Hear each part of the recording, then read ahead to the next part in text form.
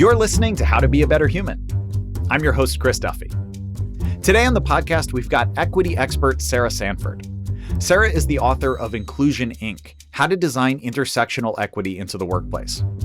Sara created a playbook and a set of standards that can help organizations and people bypass their biases and become more inclusive.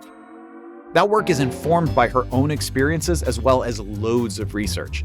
And one of the things that I find so exciting about Sara is that she's laser focused on changing how workplaces operate, not just how people think.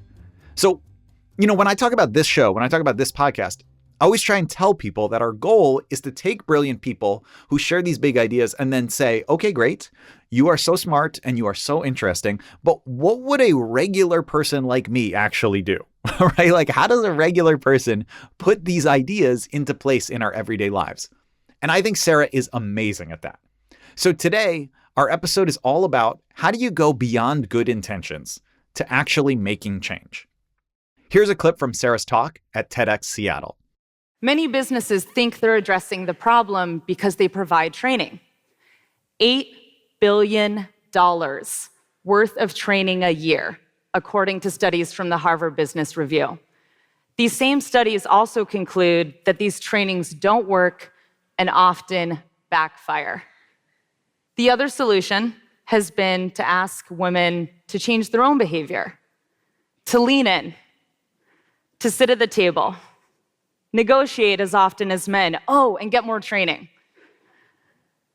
Women currently earn the majority of college degrees, outperform their peers in key leadership skills, and are running businesses that outperform the competition. It doesn't look like education or skills or business acumen are the problem. We're already empowered, enough to make an impact on the businesses that are ready. These approaches fail to address the key systemic problem, unconscious bias. We're going to take a quick break, but we will be back with much more from Sara Sanford.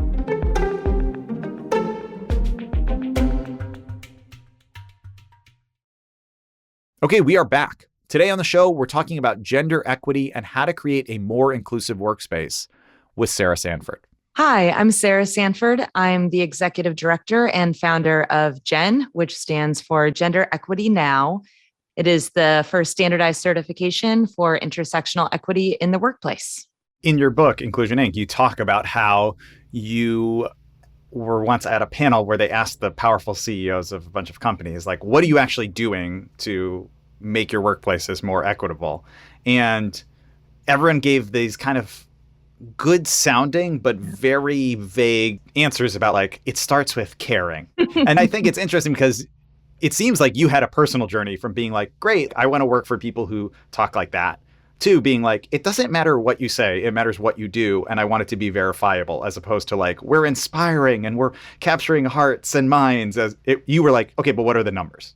Absolutely. It's something that I wanted to see treated the same way that businesses treat operations, the same way that they treat accounting, that they treat any other business critical function.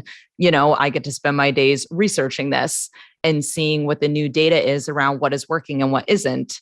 And a lot of decision makers just didn't have access to those tools at that time. I think a lot of them feel overwhelmed. Information overwhelm is a real thing, or they're afraid of saying the wrong thing or doing the wrong thing, and they really don't know where to start.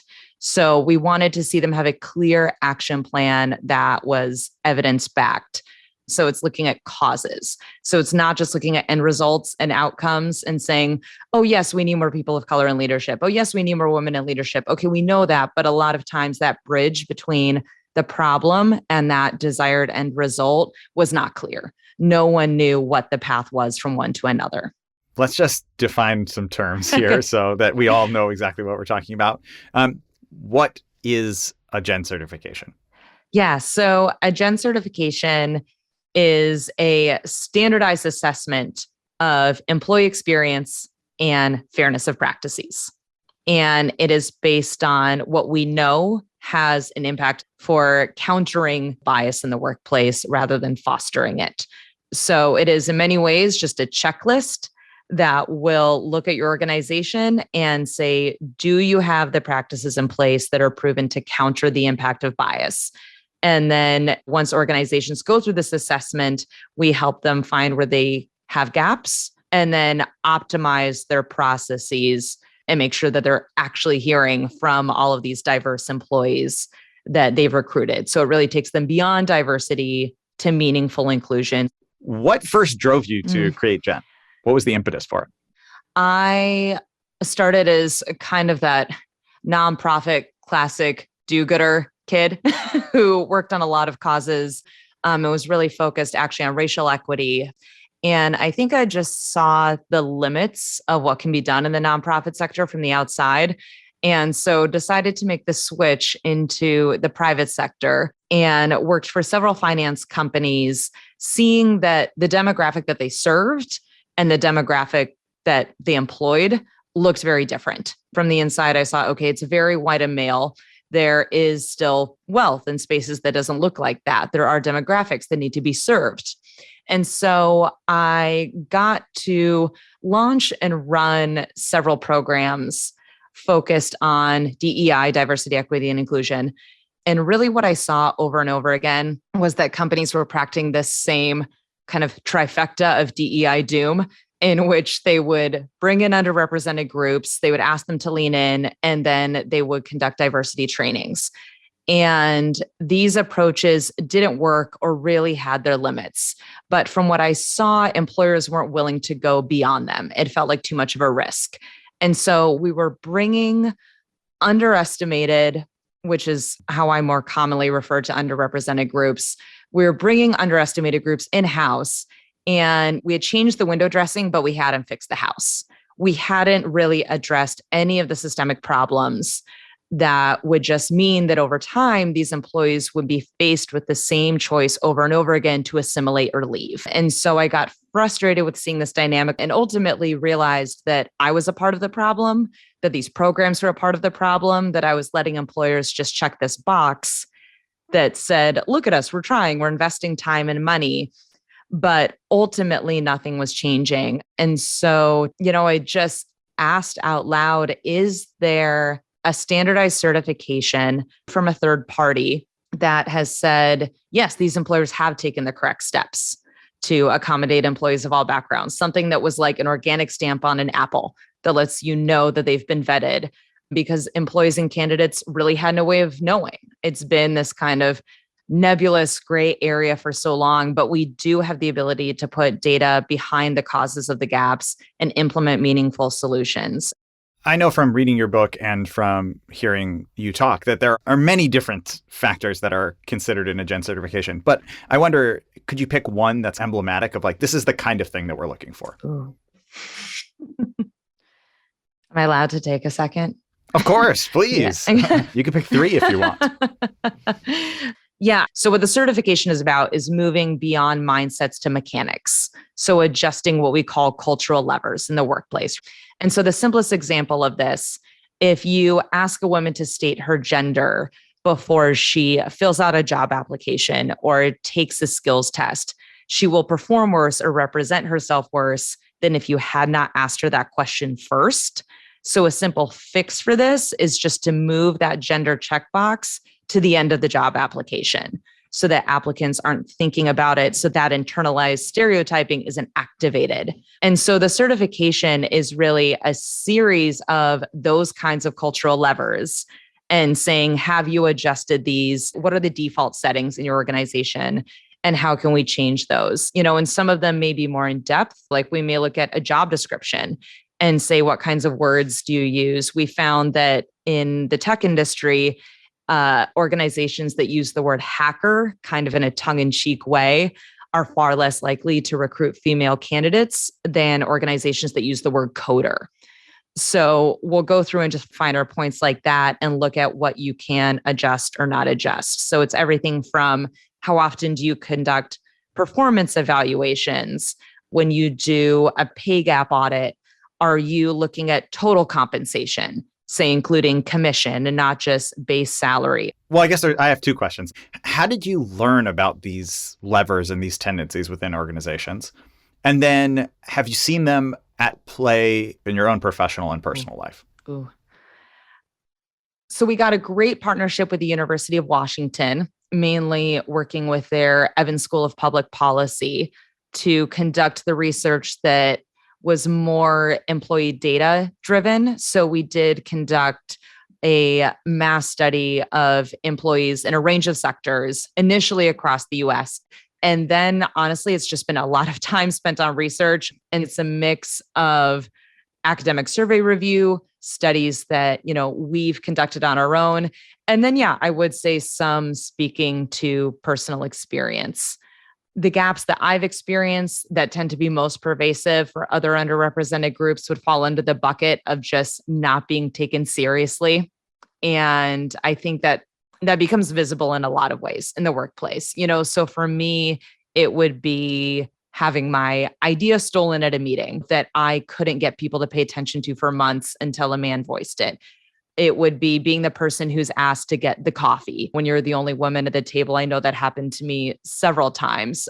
I think being asked to complete duties that had nothing to do with my job because I was the woman in the office. So a lot of like, oh, will you look at this template I created to see if it looks pretty because that seems like something you would be good at. I'm very bad at that. I'm not good at that at all. I'm not good at planning birthday parties for the office. You should not ask me to do these things. So I think for me, it was a lot of times not having my credentials or experience recognized, and also just being expected to do a lot of emotional labor in the office. In your talk, you mentioned that opportunities for women increased over the last 50 years, but that progress has stalled in the last decade. I'm curious to talk to you about some of what you think the root causes of that are, but also what are the indicators that you use when you talk about progress? One of the better analogies I've heard is that we look at the physiology of an organization as opposed to the anatomy. We want to look under the hood and see these intermediary steps and see that they've changed. So, for example, I would think about mentorship. This is something that is a little overtalked or not talked about with quite enough nuance. And so one of the things that will look like progress would be women having equal access to senior mentors. When we think about progress, we want it to be data smart, and being data smart means that we're looking at finer aspects of progress. So a lot of employers that we've worked with have said our employees have equal access to mentors in the organization. But if we look at the data, employees of color and women are far less likely to have had access to senior mentors, whereas their white or male counterparts have had access. And we see that this has a traceable impact on the projection of their careers and on their salaries. So we see that when women or employees of color are paired with more senior mentors, they do accelerate faster in their career and they are promoted faster. I think there are obvious markers of progress that you can look at from the outside and say, oh, okay, they have a lot of leaders of color. But we want to see progress around the finer points that make those changes work or not work. So do you have maternity leave or do you have family leave? And do your leaders use it? And when employees are out on leave, are they actually still eligible for promotions? So to us, a business that is evolved enough to be considered inclusive has really paid attention to those finer change management aspects that will have a long-term impact on those underestimated groups. I know we've also been talking about it as just male and female, but I imagine that something like a gen certification would be really helpful for trans and non-binary folks too, who are thinking about which workplaces are going to be accepting and also just like positive places to work. Yeah. And it's an area where we found employers are actually the most scared and the most reticent to have conversation. And now they are more scared to talk about their trans employees and their non-binary employees than they are race. And so part of our certification process does help employers work through what are the steps you need to take to make trans employees feel included. For example, workplaces will talk about gender neutral bathrooms. What does that look like? Or they have to look at their healthcare policies and see what that encompasses. Smaller tweaks a lot of times can be more effective. One of the best things that leaders who are cis male or cis female can do is model behaviors that will make the workplace more accommodating for trans employees. So email signatures are a huge one. I've seen a lot of workplaces say, okay, we've made templates available. in which you can state your pronouns if you want to, but it's not universal. For employees that have been misgendered, it doesn't really get rid of the problem because when they've been misgendered, they have to go through the whole awkward, oh, should I tell this person they've misgendered me? How should I bring this up? Are they going to be offended? If I'm an employee who's frequently misgendered and I'm the only one or one of two to put a pronoun in their signature, it's still like waving this giant flag that's saying, pay attention to this, get distracted by this. Whereas if leaders do this first and say, we would like this to be universal throughout the company, it normalizes it. And it means that someone who is trans or non-binary doesn't have to take as big a risk. Okay, we're going to take a quick break, but we will be back with more from Sara in just a moment. Stay tuned.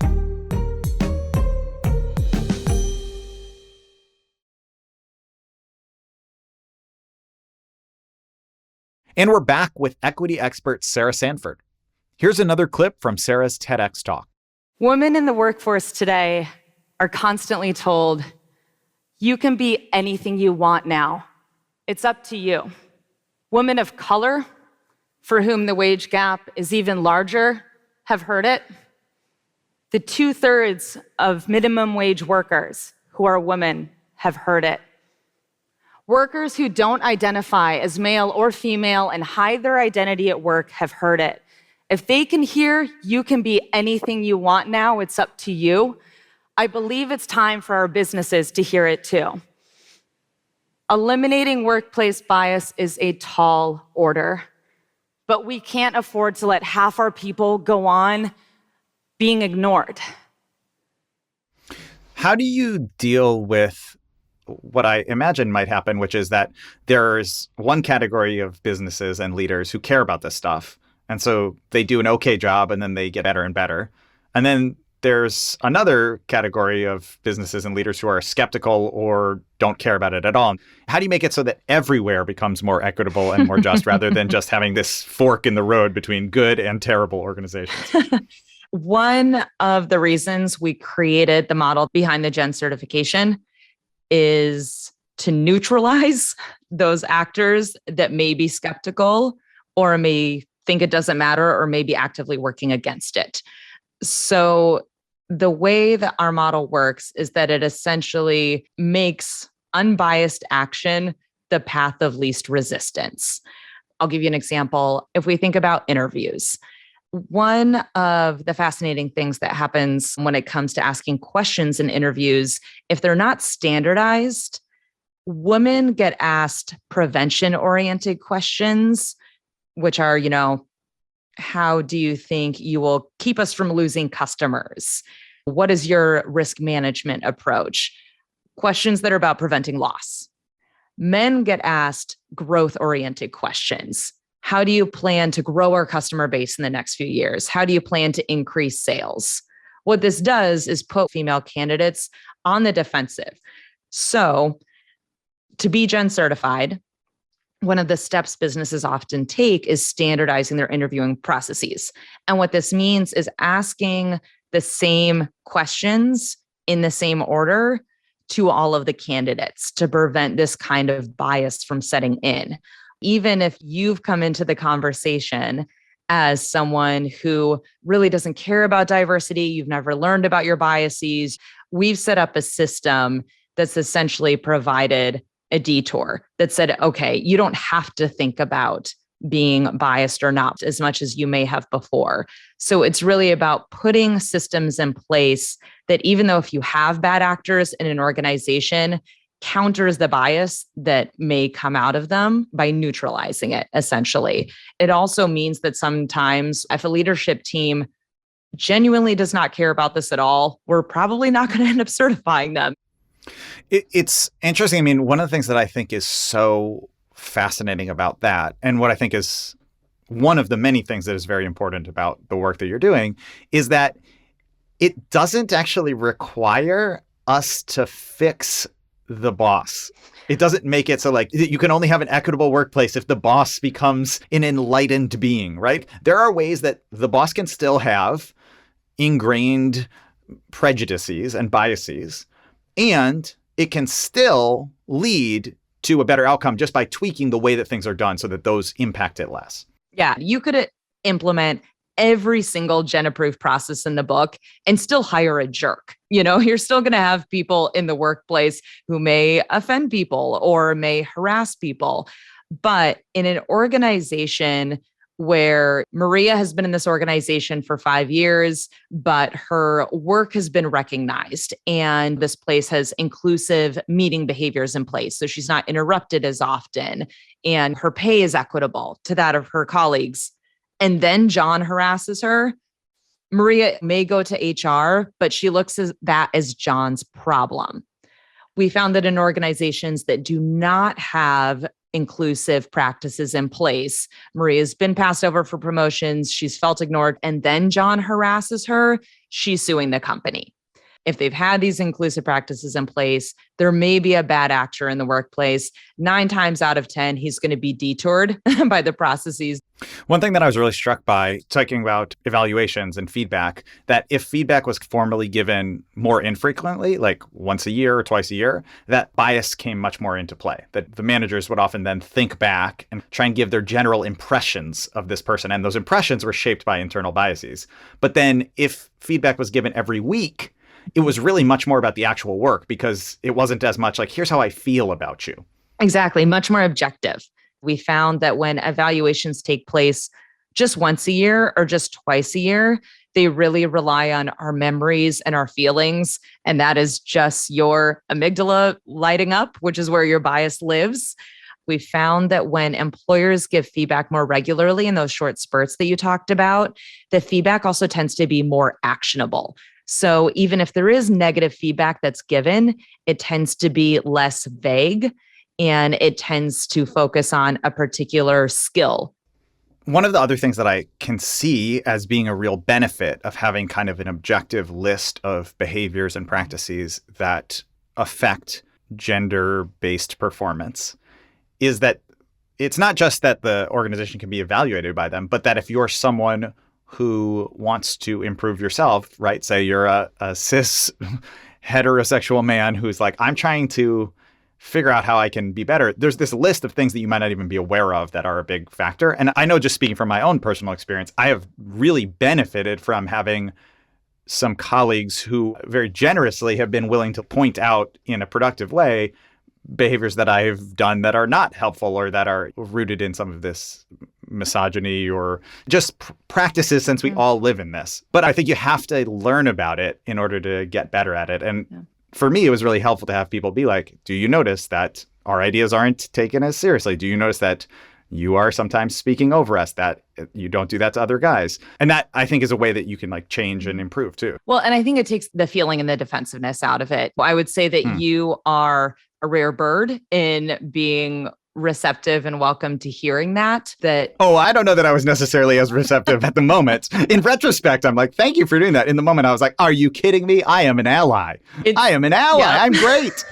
And I've been there. I'm more likely to ask female colleagues personal questions or interrupt their work and chat about their weekend. And so I think also what these checklists do, they don't say like, stop behaving in this way. And they're not too vague to really understand how to make a difference or to feel personal. So one of the changes that I talk about in the book and that we have in the certification, that's a cultural lever that a business can adjust. We talk about having a red, yellow, green availability system that if you are one of these people who is still in an office, when there are cubicles and chairs around you that just sit on the edge of your desk, think of it almost like sliders. And if everyone has one, then it's normalized. This is also one of the important points for these cultural levers, make them universal, but that essentially is coded like red, I am deep in focus. Please do not bother me. I am on a deadline. Yellow, which is if you have something work related or important or urgent, sure, interrupt me. And green, which is I'm doing busy work. I'm bored. It's a Friday afternoon. Please come bug me. And it's a nice way to avoid that interpersonal tension. The interruption itself, it is all of the mental labor around, oh, should I tell them no? Oh, should I just go ahead and have the conversation to avoid conflict? I don't want to be the angry woman in the office. I don't want to be seen as unlikable, but it takes all of that guesswork out of it. I know that one of your big key phrases is changing mechanics rather than mindsets. And it does seem like a lot of well-intended, but maybe ineffective workplace trainings really do focus on changing mindsets, on winning people over, on trying to make them feel more empathy, which is not to, I say it in a tone where I feel like I'm being dismissive of that. Not to be that's not important, but it is interesting to me that you're really focused on the mechanics instead. So what are some of the trainings that you feel are the most ineffective and that you wish that people would move away from? One-off trainings, I will say it is not that every single type of training is effective. The ones that we've seen have a positive impact are ones in which there's at least a set of 4. One of the reasons trainings are difficult is that people don't make changes overnight. They have to sit there and process and go through those uncomfortable feelings we just talked about and maybe become okay with the fact that they've had some privilege and then move on from that. That takes time. And this is a problem that has existed for decades. So we're not going to solve it in an afternoon. I know this sounds like an extreme stance, but I would rather see businesses do nothing than continue to conduct diversity trainings or unconscious bias trainings in the workplace. One of the reasons I always laugh at the title unconscious bias trainings is because you're acknowledging that bias is unconscious. And so even though you sat there and had a conscious conversation, one of the insidious aspects of unconscious biases is that learning about them does not make us any better at recognizing them. It makes us slightly better at recognizing it in our peers. But we found that this phenomenon is even more pronounced the more prejudiced you are. So those who come into trainings with the most prejudiced views are actually the most likely to leave, thinking that they are even more meritocratic than they thought they were before going into the training. And they benefit from this phenomenon called moral licensing. So it's the training equivalent of I have a Black friend. They can say, no, there's no way what I've said or did was sexist or racist. I hold a different view. And I know I'm not any of these terrible things because I've got my training card to show you.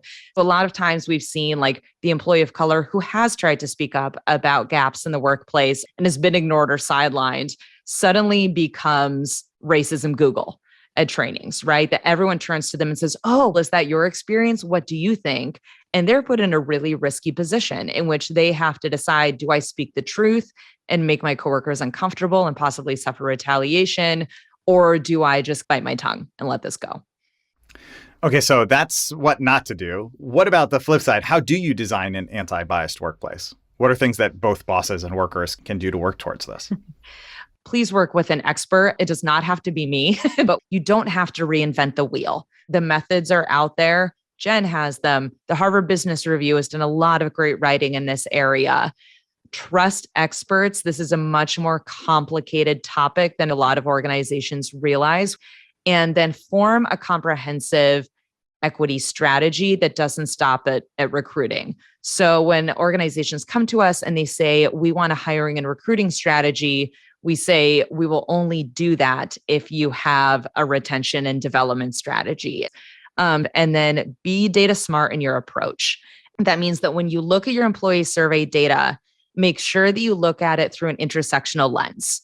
So don't just look at, what are women experiencing and people of color experiencing? Look at what women of color are experiencing because it's often very different. I wonder, since a lot of people now these days are working in either remote offices or hybrid offices, are there specific things that can be done and implemented in those kind of settings to combat bias? So one of the interesting things that we're seeing happen as some employees are going back to the office or offices are opening up to employees is that they've said, okay, whoever wants to come into the office can. Maybe you don't have a good office at home or it's not quiet. Come in whenever you want. Professional women, working women during the pandemic are bearing the brunt of child raising duties, overseeing schooling at home, overseeing a lot of caretaking. This means that they are not as available to come into the office. So what's happening by default is that those who are going back to the office by choice tend to be men. We do see this kind of out of sight, out of mind bias then come into play in which the people that leaders see every day tend to be men, and that does influence their promotion decision-making processes. It's not just that women and people of color were forced out of the workplace, it's also that they tended to be forced out of promotions. So one of the recommendations we've made when we think about hybrid work environments is to create staggered schedules that everybody observes. Okay, we're going to go with 2 days a week. You can pick any 2 days as an employee, come in between the hours of 10 and 3. So you avoid the terrible commute times, parents can still drop their kids off, and it only works if leaders also do it. I imagine one of the things that I can do is buy your book and read more, but how can I get something like Jen, like a certification like that, an unbiased look in my own workplace? Imagining that I'm not the CEO of the company. Okay. Yeah. So, although if you're listening and you're the CEO, please. listen, you don't even need the advice. Just do it. So we have made the information available on our website. It's the reference guide to the certification, and it lists every single indicator that we look at when we are assessing an organization for certification. We've made it transparent enough that no matter what role you're in your company, you at least can advocate for a policy change that doesn't seem threatening and have the rationale behind doing so. So as an example, a lot of organizations recruit diverse employees because they want the benefits of their diverse insight of collective intelligence. But when you have group meetings, we found that men tend to respond to questions more quickly than women do. White employees respond to questions more quickly than employees of color do. But one way to hear from everyone is to put a policy in place that says, okay, I'm going to ask a really important or significant question. It's important to me that I hear from everyone. So after I toss this out to the group, I want everyone to wait 2 minutes before anyone raises their hands. You're far more likely to hear not just from women and people of color, but also introverts and those who are neurodivergent if you observe this. So that is sitting on our website in our reference guide as one of many cultural levers that can be adjusted. We have footnoted everything that says this is the reason to do it. I am also always curious to hear how this affects your own idiosyncratic daily life, maybe in ways that are unexpected. So like, how do these levers and how does thinking about these cultural change mechanisms, how does that drip into your day-to-day life? For me personally? Yeah, for you personally. Yeah, constantly. Like, are you walking around into the coffee shop and you're like, wow, before I say what I want, maybe I should wait 2 minutes and see if the barista will ask me. Oh, yeah, that's terrible. But it's also kind of wonderful. I mean, it does end up influencing every single part, I think, of my life. It's difficult for me to go through my day and not see these levers light up on their own around me. Even going into restaurants, one of the things I'm proud of when it comes to the certification is that we also address sectors that aren't just corporate. Mm-hmm. So it was important to me that we address service industries, retail industries. And so one of the things we look at is restaurants and what do workers really face there. And we found that in restaurants where at the top of the menu, it says tipping is automatically included at the end, female servers are harassed less often because in restaurants that don't have that, customers can tend to feel like they can get away with it, where it's, oh, you know, I'm going to flirt with her and she'll flirt back to get a tip. That dynamic goes away when the tipping is built in. The plus side, though, is that when I have seen organizations that do this, I thank them, where I say, oh, you've implemented a practice that we know makes this workplace more inclusive for everyone else out there. The show's called How to Be a Better Human. What is one thing? It can be a book, a movie, a piece of music, an idea, a person, anything. What is one thing that has made you a better human? There is a podcast called This Plus that I dearly love, that a colleague named Brandy Stanley has just put out there, connecting the seemingly unconnectable.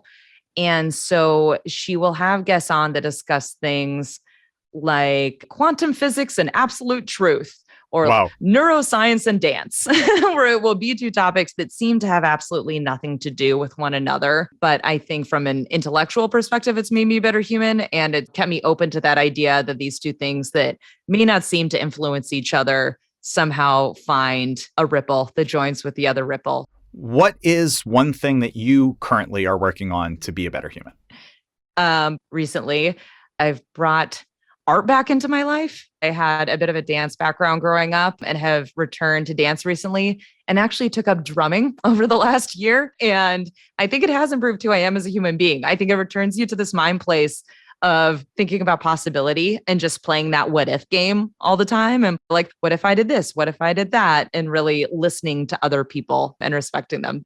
I hope it has made me a better human. Well, Sara Sanford, thank you so much for making the time to be on the show. It's been a pleasure talking to you. Of course. Thank you, Chris. This is great.